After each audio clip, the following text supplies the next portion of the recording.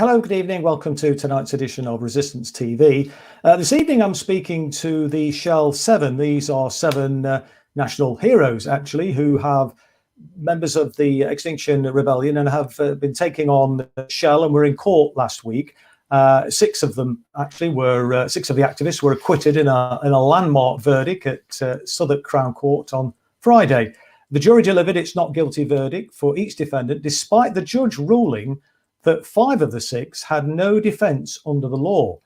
The trial for criminal damage to the Shell headquarters building in London's Waterloo in April 2019, which could have led to a maximum fine of I think £10,000 and a 5-year prison sentence. And it's the XR's second only case to be heard before a jury. The verdict's been hailed as a major victory for climate campaigners everywhere, facing increasing criminalisation. So the people with us this afternoon then are Jane Arsberger, Simon Bramwell, David Lambert, Ian Bray, Senan Clifford, Hassa Popoulos, and Sid, I can't read my writing here, Samba. Let me bring in David. First of all, David, tell us what happened. How did you get on in court? And what happened actually on the day 2 years ago? Right. Okay. Well, the order. Let's reverse the order. So, 2 years ago, at the Shell building, at the start of the April Rebellion, there were 7 of us went along. We spray painted some messages on the walls.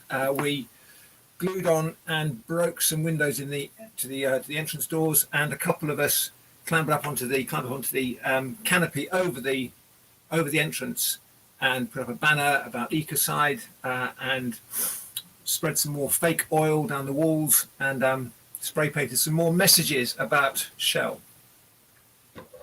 Great. And what sort of reaction did you receive from the police and from the Shell employees? Well, we were arrested for criminal damage. It was kind of open and shut, really. No one was running away. We took full responsibility for our actions. Shell employees were kind of interested. I don't think they felt particularly threatened. They were looking at what was going on, taking photos and chatting on their phones. But we were all arrested for criminal damage because we knew that, we knew what was going to happen. So, yep, we were arrested. Right. Let me bring in Simon then. Let's get everyone on because we've got quite a few guests on. Let me bring in Simon then and hear Simon's taking it. Were you expecting to be acquitted, Simon, in the court? Yeah, good evening, everyone out there. No, and to be honest, personally, I didn't have much or tried not to have too much of an attachment to the outcome, as the judge ruled early on in the proceedings like we had no defence. So things like duress of circumstance, necessity, and lawful excuse were all ultimately disallowed us.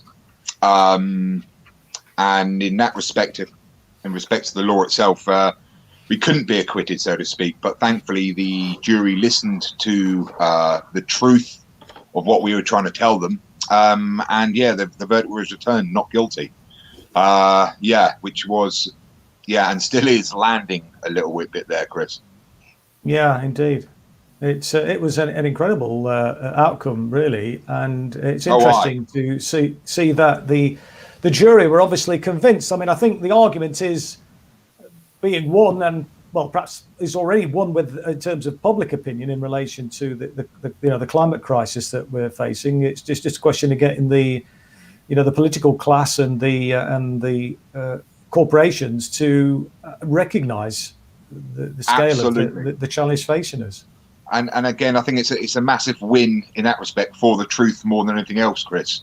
And once these 12 representatives of our society had heard all the evidence around Shell, once they'd heard about the severity of what's coming very shortly down the line and looming over us right now, what's emerging elsewhere on the planet, they didn't really hesitate. And that's significant. Indeed. Ian, let's bring Ian in then. And Ian, what was your reaction then? And what was, more to the point, what was the judge's reaction? Did you get a glimpse of the judge's face when the not guilty verdict came through? He didn't look displeased. Oh, well, that's something. He was studiedly neutral throughout the proceedings, as he's supposed to be. He did have the slightest hint of a smile at the end. Right. That's interesting. Yeah. What I mean, how have you been received by the wider general public in terms of your actions? And clearly, you convinced the jury. And I think public opinion is certainly on side in terms of the climate crisis. But in terms of the tactics that you've employed there, what kind of reaction have you been getting from the wider general public to those sorts of direct action tactics? Various. Some people obviously disapprove of it. Some people think that breaking windows is violent when we are a non-violent organisation. So there's lots of arguments around that.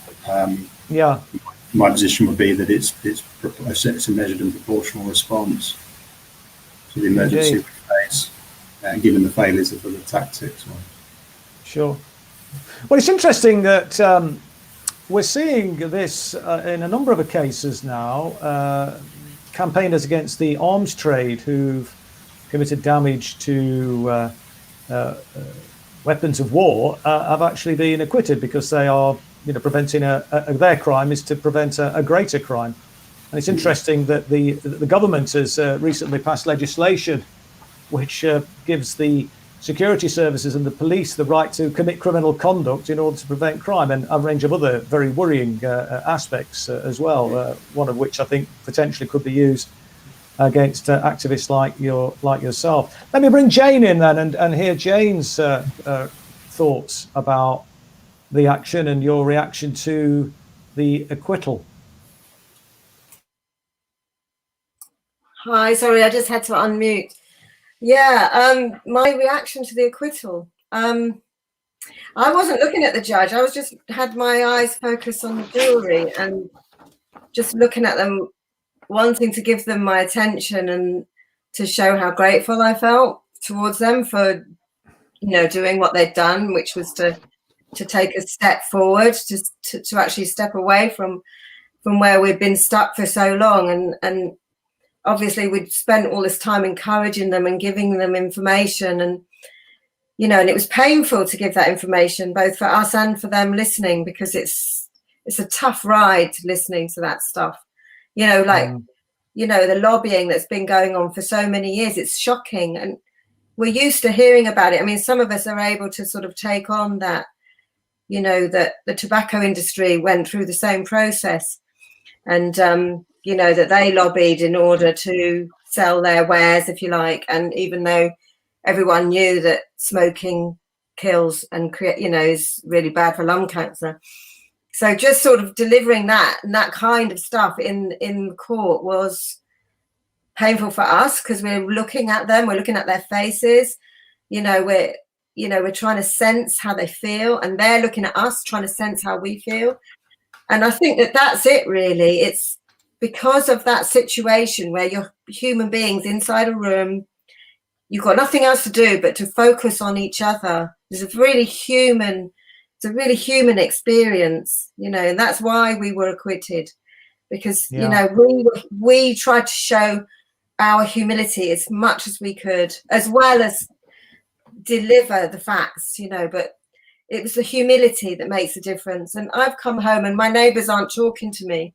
And I just think it's really sad, because if they spoke to me, I could just explain it, just the same as explaining it to the people in the jury. And this is what I feel, really, is that it's just about really getting the facts and hearing them in a way that they don't sound like bullshit. They're real. Yeah. Because when I listen to people, if people try to sell me an idea, I'm really cynical, and I'm like, well, when or how?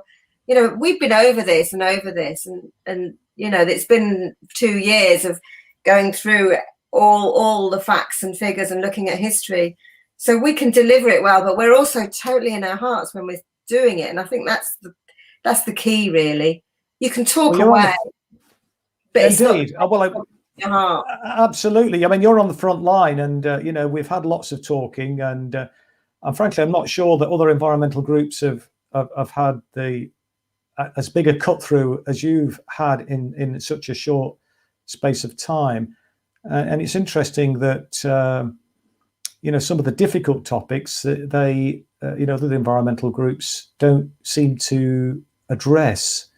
And you know, I think some of the extreme tactics, well, it's referred to as extreme, you know, the direct action tactics that you're taking. I mean, it has got a long tradition, of course, in this country. You know, I mean, to get universal suffrage, of course, it required this type of direct action. And no doubt in the history books, you will be regarded as kind of freedom fighters and heroes, as I've said, national heroes, which is what you are. Although, you know, you're on the wrong side of the law at the moment. When the law is wrong, when the law is an ass, then, you know, the sort of measures that you're taking, I think, are absolutely essential and definitely part of the mix of options that we need to look at. So you certainly have my support, and clearly, you know, you convinced the jury, and that's really encouraging.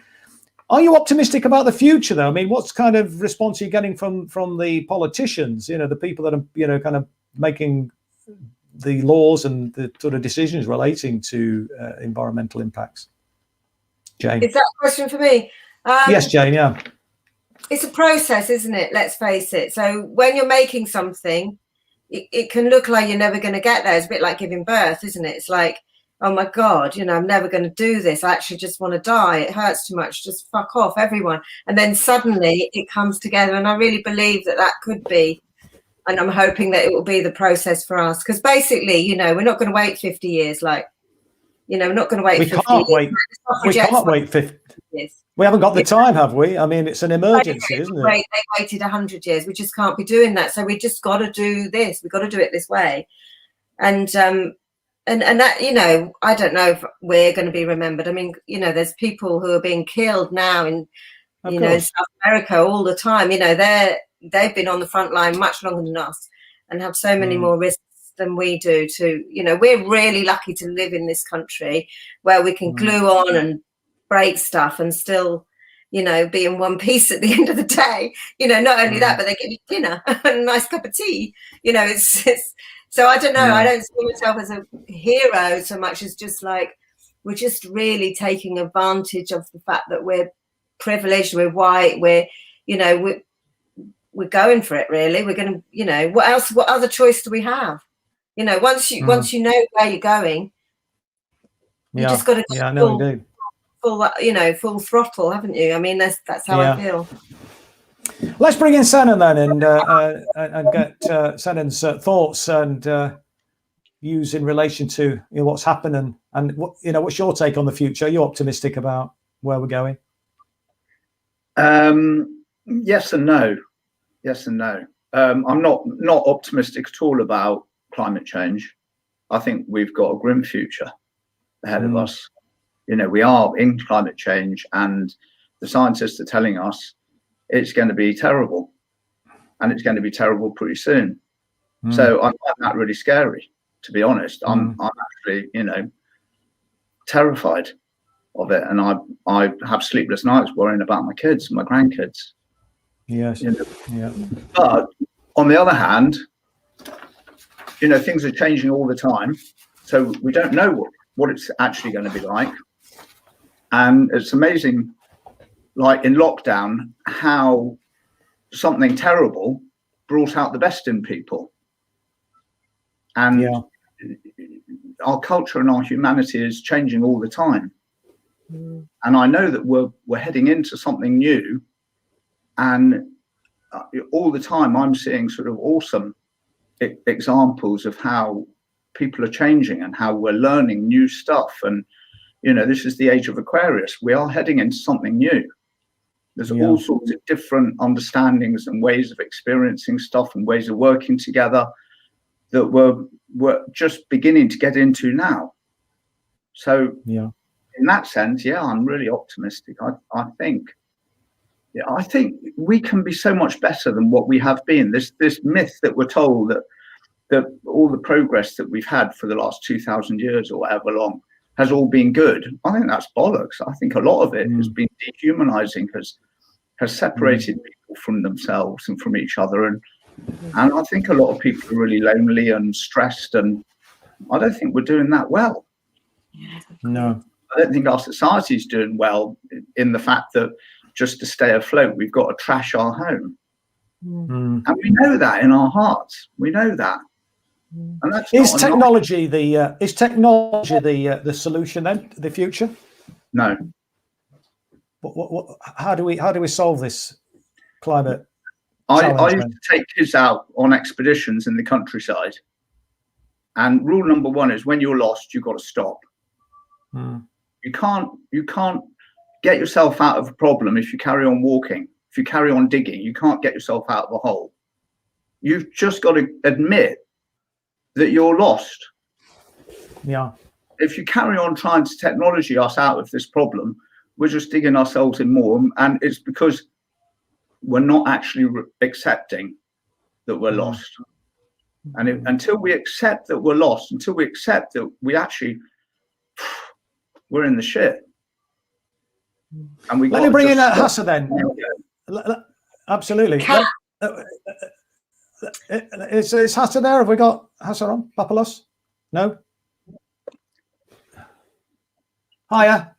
Is it Kat or yeah? How are you doing? Yes.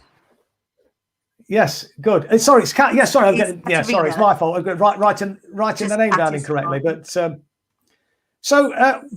is capitalism then the problem? I mean, from my perspective, I think until we can tackle capitalism and find an alternative to capitalism, then this is going to be very difficult to tackle this, isn't it?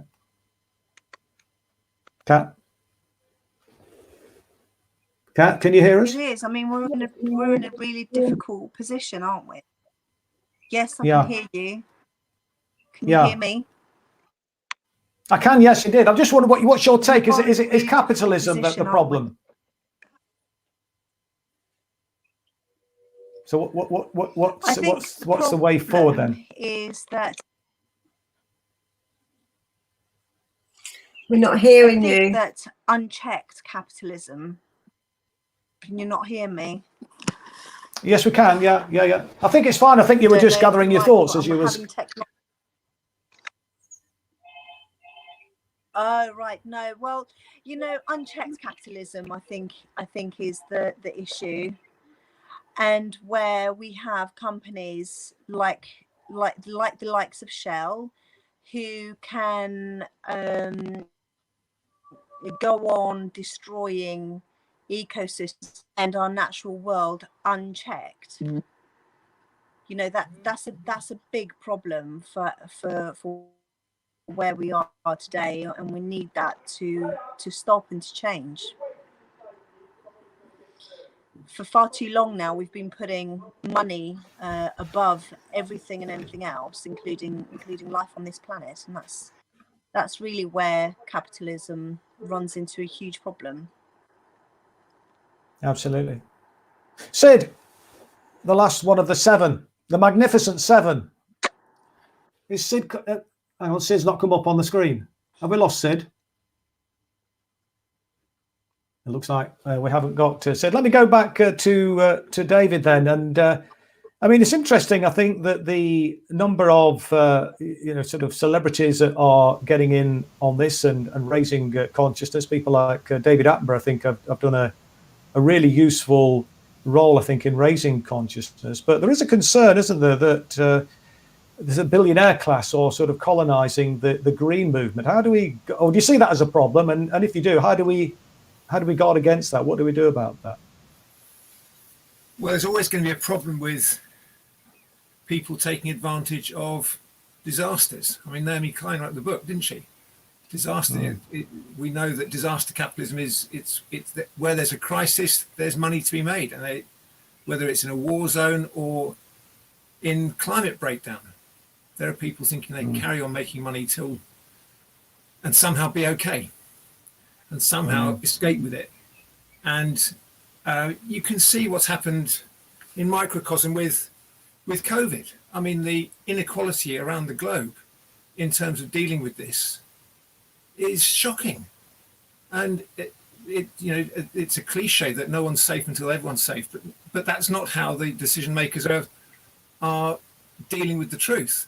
They say that, and then they hoard the fucking vaccines. It's incredible. So the same problem is going to be facing us with the climate, only to the power of 1,000. I mean, the COVID is just a kind of, it's not even a rehearsal in terms of the scale of the problem. And you've got, you can see that the forces of a kind of securitized, militaristic, fascist way of dealing with this, it's already starting. The military are way ahead of politicians in terms of how to deal with the climate crisis. They're already thinking about it. And it's really scary, as Senan says. I mean, it's a nightmare. So the fact that billionaires are thinking there's money to be made out of this is utterly predictable, but really is terrible as well. Yeah, it's not something to write about. People are capable of so much more, and that's what's great about what the jury did. So the jury, ordinary people, no one can say that this case was about middle class hypocrites or white people taking advantage of their privilege. This was the jury making this decision. So it wasn't us. You can caricature defendants, but this was the jury's moment, and they were ordinary people, absolutely a slice through the population of South London, and they're the ones who made the decision. They're the ones who said this is an emergency. So it's a big deal. I mean, people are responding. Yeah. Ian, and I was watching the documentary Seaspiracy. I don't know if you've seen it. It's on Netflix. I recommend people watch it if they've not seen it. But one of the things which troubled me in that was that the researcher, the guy who produced it, was talking to a number of so-called environmental groups, but they had a vested interest, really, and they were being financed, bankrolled, some of them, by people that were exploiting the marine habitat, and consequently they didn't actually tackle some of the kind of thorny issues like industrial fishing, which is responsible for, I think, a statistic that was quoted in the documentary, for 46% of the plastic waste in the oceans. And I think the view was that rather than actually seeking to, I think there was interviewing a guy from Sea Shepherd saying that rather than being interested, some of these organisations, in finding a solution to a problem, they want to exploit the problem in order to, bring in subscriptions, resources, and so on, just to kind of keep their organisations going. Is that a concern that you've come across, Ian?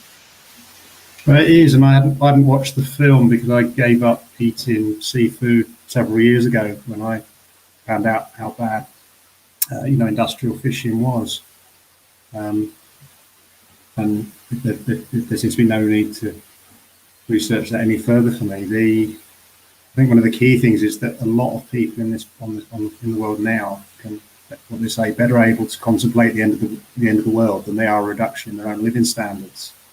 And there seems to be a lot of people trying to make a bargain that we can carry on with the privileges and the wealth we've got and save the planet. For me, the whole sustainability argument isn't sustainable because it's about keeping the engine of destruction running. Yeah. And that seems to be where a lot of the sustainability sort of argument is. And that can't happen long term. Some of us, the wealthiest people in the world, have got to have a reduction in living standards, I think. Which, to go back to your earlier question, was in XR in the early days, it was always, is it revolutionary or reformist? And that's the real argument to have, I think. What's your thoughts then? Revolutionary or reform? Probably slightly towards the revolution. It's as much a spiritual thing, I think, that an awful lot of people on this earth have got to have a good hard look at themselves, and decide, to what extent their lives can flourish at the expense of others. How do we, Jane, build a mass movement then? I mean, clearly you're doing a good job, I think, in recruiting a lot of people, but just in terms of convincing, the uninitiated, as it were, people who haven't necessarily thought that much about environmental catastrophe. We've got 40 million people living in poverty. People are really, struggling just to kind of get through the week, as it were. Because this, I think, is so important, in my view, anyway, to kind of really popularise. And I think we're pushing it an open door, because I think there is as we've discovered with your court hearing. But what do you think about that? How do you go about doing that in terms of creating that mass movement to create that sort of momentum, which is unstoppable? I mean, you're asking more than one question there, and I suppose it's like, like how many people do we actually need is one element of it, because we don't actually need to be popular. When the suffragettes won, they were the most unpopular people in England. The group of people that hated the suffragettes were actually bigger group than the suffragettes themselves. It's just the suffragettes were so powerful in what they did. That's why they won. And that's the same. That's, hopefully that's what we're trying to do in XR. We're not out to be popular. Like it really is unpopular blocking the roads of the city. It's totally horrendous. And to begin with, I really didn't want to do it. I was happy to break the windows of the Shell building, because to me, that's a corporate, and that's like it's part of this system that we're trying to sort of, use as a, we just wanted to use the building to express how we felt about the system. But sitting in a road was really hard work. But then once I'd learned, oh yeah, okay, this is how it works, it was easy to do it. And I guess, but that doesn't mean to say that we don't need to talk to all the different kinds of people that, people who are working, 70-hour weeks. So we do still talk to them. We do that on the street. And, we just talk to people on the street. A lot of us do. And that's an aspect I really enjoy, actually. I really like doing that. And again, it's like what I'm saying, when I was in court and you're just looking at a person, and I work with people all my life, vulnerable people. So I kind of like, when I'm talking to someone, I'm not just listening to what they're saying, I'm kind of figuring them out and how they're feeling and stuff. So in that way, you can get through to them. But it's like, we need you on our side, but we don't actually need you to sit in the road. We just need you to talk. We need you to open up the conversation with your families. We just need you to ask the questions. You don't have to do all the reading. Just stay open, to what our cause is. So yeah, that's the two sides of it to me. A, we don't need everyone, and B, we can talk and we can get through. Anyone can understand this situation. I'm not somebody who's, hugely intelligent and able to take loads of facts on and understand complex ideas. But, I did it. I just took my time, and now I can find that I can explain it to people who are at the same kind of level as me, and I can direct them to places where they can find the kind of information that they'll understand and be able to take on the ideas. So yeah, I think it's just on the streets, talking to people and showing how you feel, just really show this isn't an intellectual thing. This is really about your heart and about, how you feel about it, really. That's the way, that's how we've managed to get where we've got so far, I think. And I really enjoy talking to people about it. Because I just think people get so angry, and I just look at them and I think, wow, all that energy, what could you do with all of that, and it's like acknowledging their passion. They're so passionate about how angry they are because I've blocked the road, and it's like, yeah, I agree with you, it's really horrendous, I'm so sorry, and you've worked so hard, and I can see, you've been working on a building site all day. And it's like, eventually, those are the kind of people that roll really easy because they're passionate and they got strong feelings. You see what I mean? So yes, as soon as you get on their side and you get them to understand the concept, it's like they're right with you. I love that aspect of our work, actually, just talking to people. Simon, do you have any concerns about the legislative programme that the government is bringing in to, which will, I think, be deployed against you? I mean, one of the things that in the police crime sentencing in courts bill is a clause that will enable people to be subject to a criminal sanction if you cause serious annoyance to someone else. You can be reported for that and prosecuted accordingly, or will be able to, assuming that legislation goes through. I mean, are you troubled by the legislative restrictions that they're going to bring in to stop you? Chris, we've lost Simon. We've lost Simon. Someone else. I do beg your pardon. It's Senham then. Sorry. Yeah, let's go with you, Senham. What's your thoughts on that point? Yeah, I mean, like David was saying, I think the government, the sort of the controlling side of government, the military side of government, is already 3 steps ahead of us on this, and their way of dealing with it is to tighten up control. And so the police bill criminalising protest is a sign of that. I mean, you know, nothing changes without disruption. I think it was Martin Luther King said, you know, you've got to shake things up to get change. Otherwise, things just carry on, and they're trying to criminalise disruption. Yes, and it's a way of tightening up control. But at the same time as that, climate change is advancing really quickly. We're in the middle of a drought at the moment in this country. Our food that we're growing in this country is dropping year on year.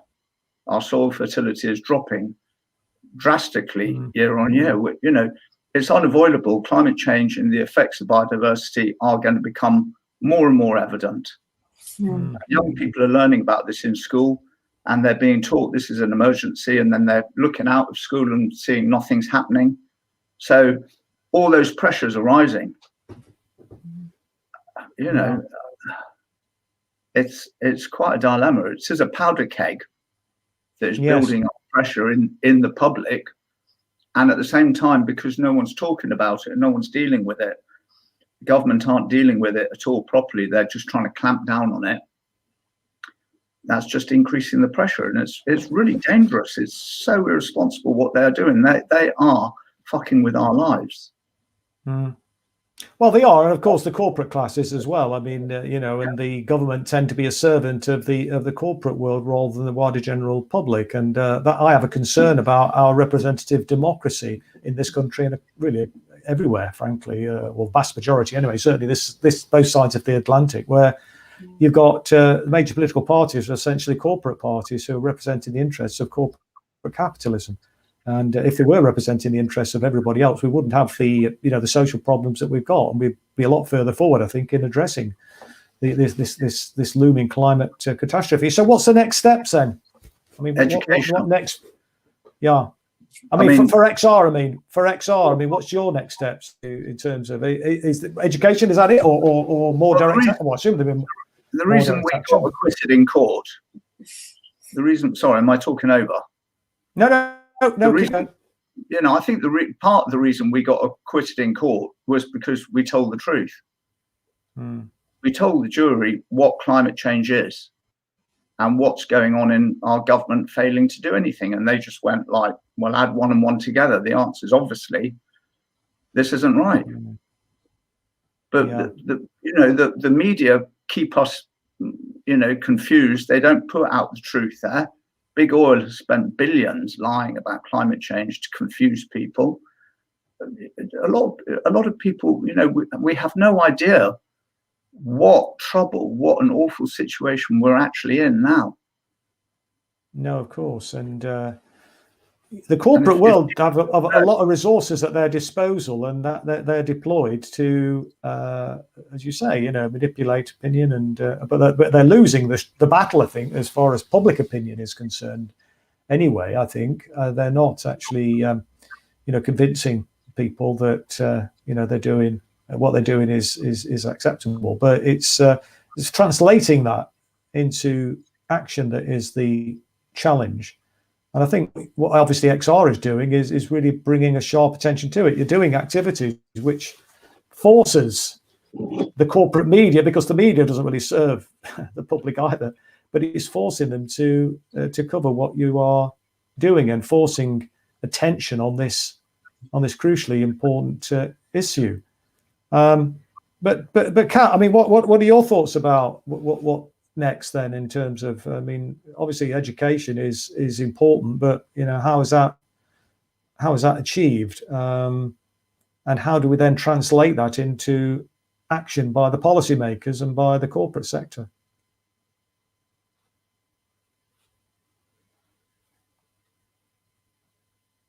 You need to unmute, Kat.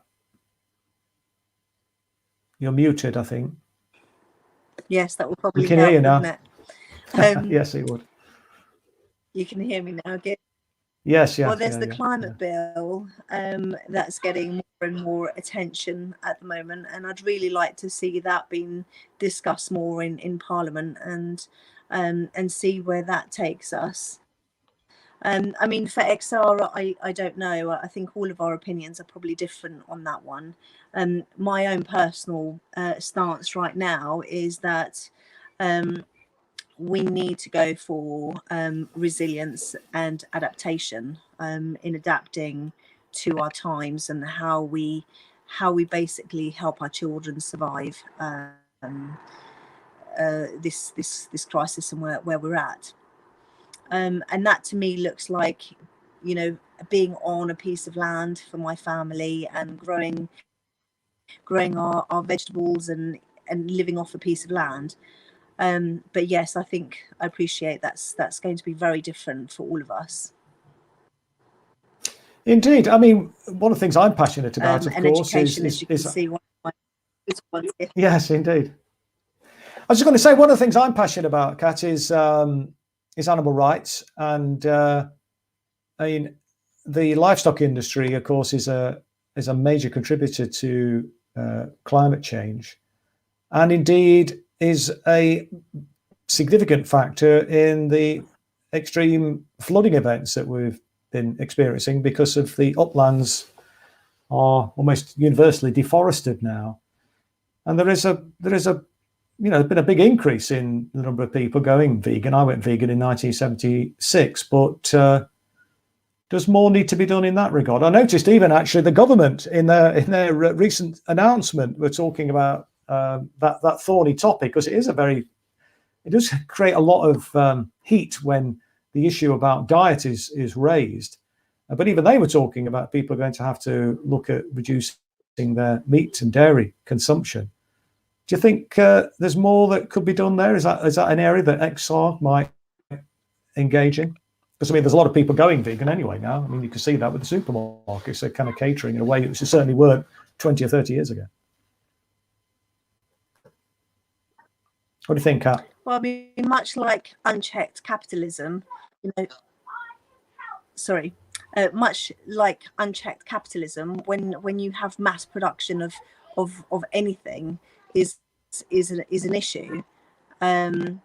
Yes, there are parts of XR. There are people in XR who I think they're called vegans of XR,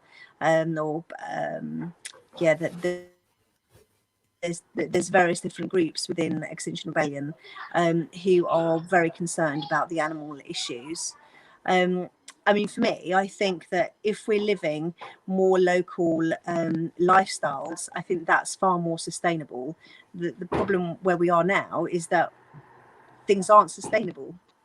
We can't continue on the same trajectory. That's tricky though, Kat, isn't it? I mean, that might that will work for some people, and it's increasing year on year. Yeah, I'm going to say that'll work for some people, but it's not practical for everybody, is it? I mean, a lot of people, you know, living in inner city London in a flat, you know, how do they become sustainable? I mean, they might have an allotment, but I mean, you know, that can work for some people, but there needs to be a macro policy solution, doesn't there, that you know, addresses that challenge. Do you not think? Yeah, I agree. And You know what's really exciting to see actually in inner city London is blocks of flats, communities getting together and sharing a garden and communally having allotments, and that really excites me. I'm seeing a lot more of that. I'm hearing a lot more of that around London. That's really exciting to see that. I mean, David, I could see you were nodding your head there. I mean, clearly the livestock industry is a very inefficient use of land. I mean, do you think there's scope for a bigger push on that, reducing meat consumption, preferably going vegan? Yeah, I mean, I'm afraid, industrial farming, like industrial fishing, and the climate, the common denominator is capitalism, right? It's selling stuff, persuading you need stuff that you don't need, that's not going to make you happy, that's not going to make you healthy, that's going to stress you out, and that's the root cause, right? So all these things are symptoms of that root cause. I'm not a vegan, I'm a vegetarian, I don't eat fish either, but I would like to think that XR's got room for carnivores. Okay, I think this idea that there's two things going on here. One is sort of tribal stuff, and XR, is as guilty as anyone of becoming a sort of tribe, which is not helpful. Okay, it has to be open to you. We ought to have truckers for XR. We ought to have carnivores for XR. We ought to have beer drinks for XR. It's a bigger thing than just a sort of personal lifestyle, a personal choice. But the second thing is this whole idea that you can make a difference is a real conspiracy by the government. I mean, this is the same kind of obfuscation, the same kind of lies that Shell perpetrate. So the government is saying, yes, but there's climate, but you can make a difference. And they put the onus on people. Well, people are not stupid. They know whether they put their glass jar in this box or another box is not going to make a difference, not to what's going on globally around them. So it's a cop-out to put all this pressure on individuals. Okay, it's important that we should all make choices that make us live better, that makes us feel better, and we should start to practice some frugality as part of getting ready for what's coming down the line. Okay, we need to get into better habits. But the idea that you can make a difference, it's just a cop-out, and it's causing people to stress out about this and make them defensive and angry, when what we need is people to be allowed to think about this with some grief and some presence of mind. Yeah, but unless we tackle that elephant in the room of the industrial fishing industry and livestock industry, then we're not going to make any progress, are we? So, I mean, it is a nettle that has to be grasped, isn't it? I mean, it's not necessarily just simply about saying, devolve it to individual choice. I mean, people can make that contribution, but unless there is a macro change, because individuals making that change, as I did 40 odd years ago, it's not going to change anything. But there has to be a macro change, doesn't there? And that's where, pressure obviously has to come from below. Otherwise, we're going to, run out of time. I mean, what's your thoughts on that, Ian? You're looking very pensive there. Well, primarily there's a big debate about whether XR should be a campaigning system to get people to change their lifestyles. That's not really what it's about. It is about sort of macro policy level change, as you've said. For me personally, I went vegan when I started contemplating non-violence a little bit harder. That's what actually swung it for me in the end. So, it's a complex argument and not one I could claim to direct everybody in. What advice would you have? I mean, I'll go to Lizzie in a minute and get some questions and comments from our audience. But what advice would you have for people watching this evening who are concerned about the environment and are concerned about the oil industry in terms of, bringing pressure to bear? What do you think they ought to be doing if they want to help? That's for you, Ian. That's a good question and a big one. Or anybody else for that matter. Jane, it may not be for everybody to take the action that we've taken. We have had some degree of privilege in being able to act as we do. as you can see, most of us here are slightly older and have some level of financial security and the like. So it's tricky to prescribe what everyone else should be doing.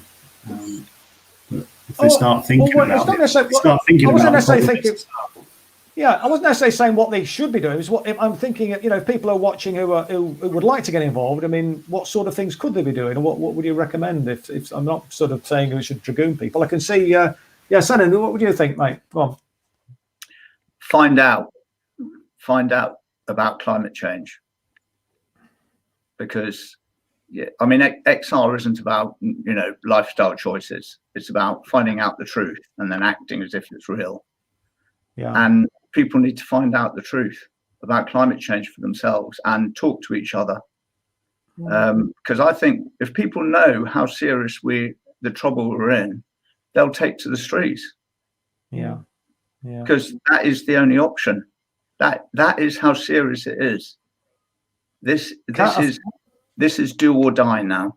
And I know that sounds harsh, but that is where we're at. No, I mean, know that. People need to know that, and they're not coming across it because it's not in the mainstream media. No, I would say live your life, be happy, do what you can, but warning, there's something big coming up behind you and it's going to hit us all really hard really soon, and that people need to find out about it. Well, if we don't sort out for example, the industrial fishing, then I think that's potentially the end of humanity, because that's a massive carbon dump in the ocean, which the ecosystem has been completely screwed, and we're going to be in a very, very serious situation if things aren't resolved soon. But Kat, you were just indicating, and I'll go to Lizzie. I think you just wanted to say something.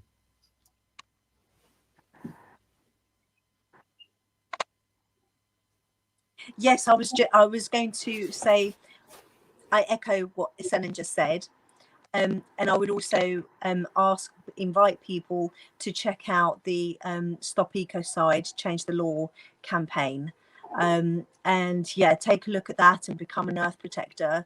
There's the work of our late Polly Higgins, who was an earth lawyer, fighting to get a law in place to stop companies from mindlessly wrecking our environment. So I would urge people to check that out. Cool, thank you for that. Thank you. Let me bring in Lizzie then, and just sort of get audience reaction now. Over to you, Lizzie.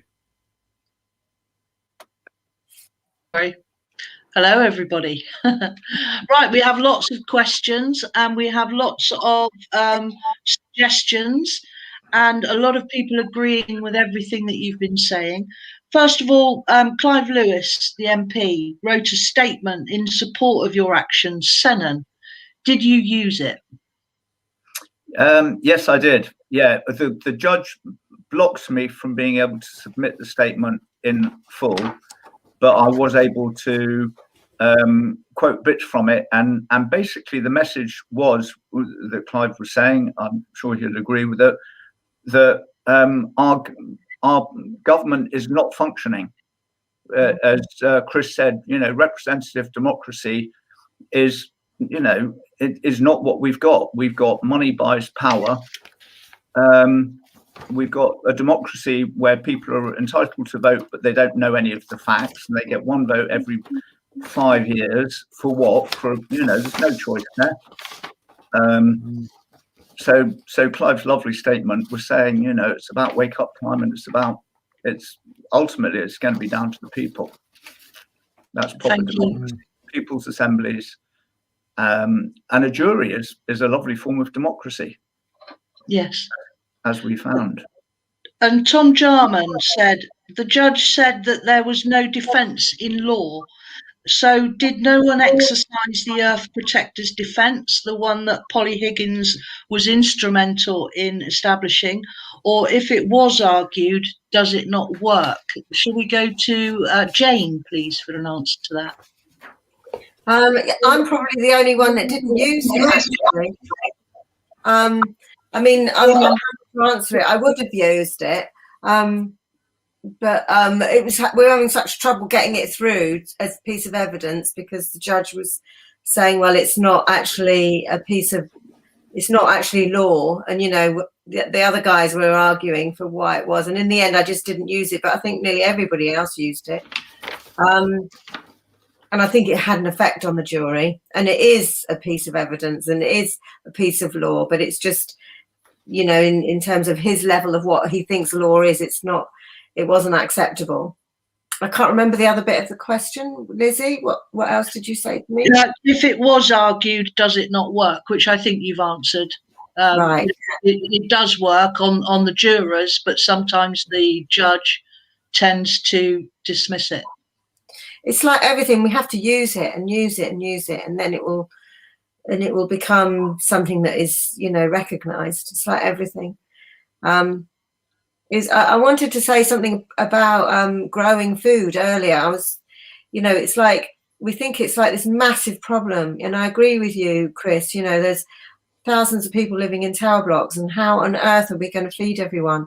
But it's once everybody, and backing up what Senan said, as soon as everybody knows what's going on and what the deal is, there's going to be a massive panic attack going on, and just as we had with HIV, and just as we had with COVID, and we will mobilise. I trust that we will mobilise.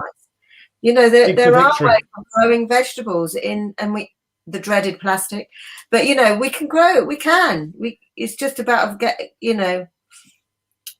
I'm not the most intelligent one at this sort of technical stuff, but I trust that there are people out there who know what they're doing, and it's just about wanting it, really. At the moment, we're walking around with blindfold on.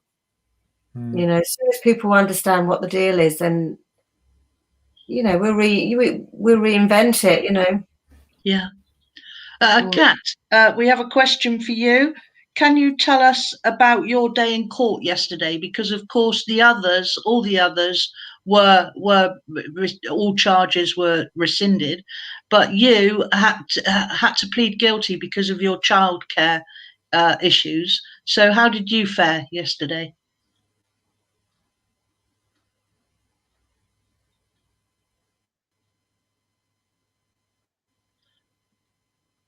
You just need to unmute. Kat? You need to unmute, Kat.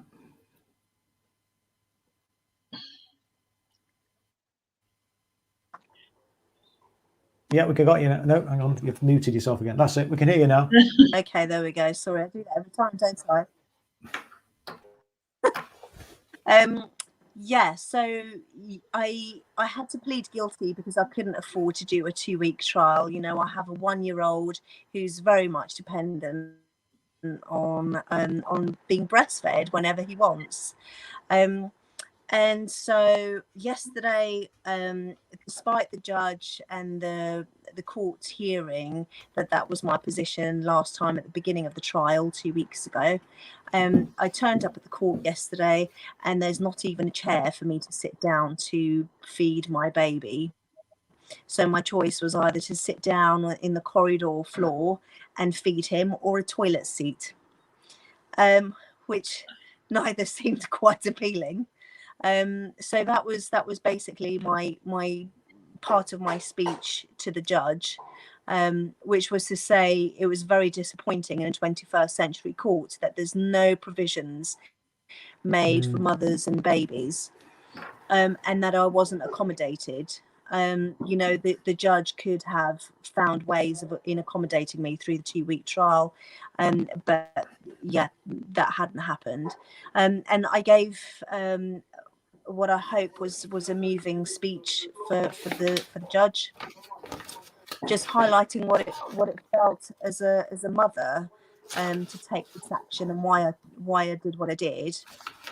And then at the end of it, he gave me 6 months conditional discharge and no fees to pay and no fines to pay, which was great news. Yeah.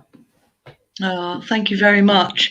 Well, we do have some other questions. I don't know how much we've got. A few minutes left. A few minutes, that's all, unfortunately. John Fuller said, I used the defence of necessity, which was rejected. but I would like to know more about Sid's sandwich defence. Can anyone, as Sid's not there, can anyone take that?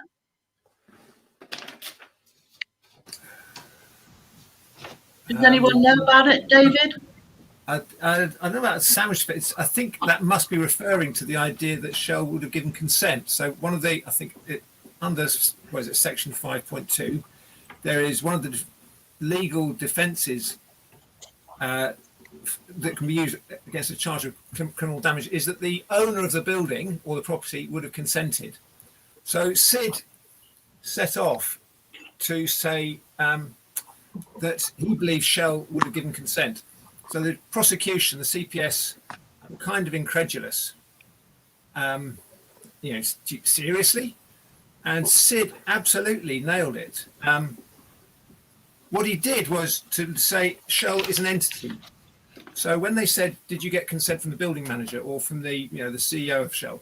No, he said Shell is bigger than that. Shell is an entity with shareholders, 83,000 staff, families, people at all these different levels. And he said if they had known about the climate emergency, they would have wanted me to do that. So it was a total headfuck, really. It was incredible he did it. And he did it with such integrity, and that each objection from the CPS just kind of, it was like waves breaking around a boulder on the edge of the sea. It was just completely impervious. And we don't know what the jury made of it, but it did go all the way through. The judge did not rule it out. So it was really impressive. And it's also the same defence that Roger Hallam and David Durrant used in the King's College case, where they said this, the Kings would have given them permission, and had given them permission in the form of student union votes about divestment and other stuff that had gone from sort of different levels of the university. So it was a really interesting defence. Fair play. Did you all represent yourself, David, by the way? Did you not have legal representation? Yeah. Very good. Yeah, and the really important lesson is, A, it's not as scary as you think, and B, we could say things that a barrister could not have said on our behalf. Yeah. Because we. And I think the courts give you a bit more leeway when you're representing yourself too, to be fair. So. Yeah, it sounds as though that's a bit sort of optional, but actually it's quite simple. They really have to make sure that you understand every stage of your doom, and so that's genuine. They do make sure you understand. And yet a barrister could not have said what we said, because they'd have been restricted to the law, and we obviously went skirted around it. Yeah, very good. Right, well, Lizzie, we've got a minute. We've got a minute left, Lizzie. So we have one last question. The left and the environmental movement in particular seems to be still too middle class. In spite of gains over the last few years, how do we turn that around and become more inclusive of different classes? Ian, please. Nice, easy one to end with. I think the answer is I don't know. I just don't know. It's a difficult problem that needs addressing. If the person who knows the answer can please make themselves known, I'd be glad to meet them. I mean, I think one of the things is working with the trade union movement. It's about community organising, and I think when we, like you say, when people are exposed to the argument, I think that it's very convincing. It's overwhelming. And so I do think there's a lot to be said for that kind of community level activity. Somebody mentioned education, the importance of education. Obviously that will go ahead in schools, but I think that community organising, as well, the direct action, in my view anyway, I'm not a member of XR, but I'm very supportive of the activities that you do. But I think that community organising and raising these issues, in communities is really, really important. I mean, I was involved in the peak oil campaign a few years ago, and that was one of the things that, it's certainly in Derby anyway, where I live. That was one of the things they were trying to do, and there was a lot of interest, a lot of support. But we need to grow that. That needs to be much, much, much, much bigger, is what I would say. Anyway, I think we're out of time. Go on, said it as a final. I think Ian hit it on the head there. We don't know. Yeah. I mean, XR doesn't really know what we're not saying we've got the answers. We're just trying our best. We don't know what the way forward is. Everything is welcome. And your best has been excellent so far. So keep going. More power to your. Let me thank our guests then this evening: Jane, Simon, David, Ian, Kat, Sid, and Senan. Hope you've enjoyed this evening's discussion. This is a issue which will run and run, and it's really important, as I've just been saying there, and we've heard from all our contributors this evening, that there's a potential climate catastrophe on the horizon, and it's so important, therefore, that we do grasp this issue and start bringing pressure to bear on our policymakers and on the corporate sector, and to push for that revolution, which I think it was Ian that was suggesting that's what we needed. Thanks again, anyway, for watching. Next week we've got a member of Resist, a Palestine activist, Natalie Strecker. She's going to be speaking about the situation in Palestine, amongst other things. So tune in the same time next week at 7 o'clock. Look forward to seeing you there. Thanks a lot and good night.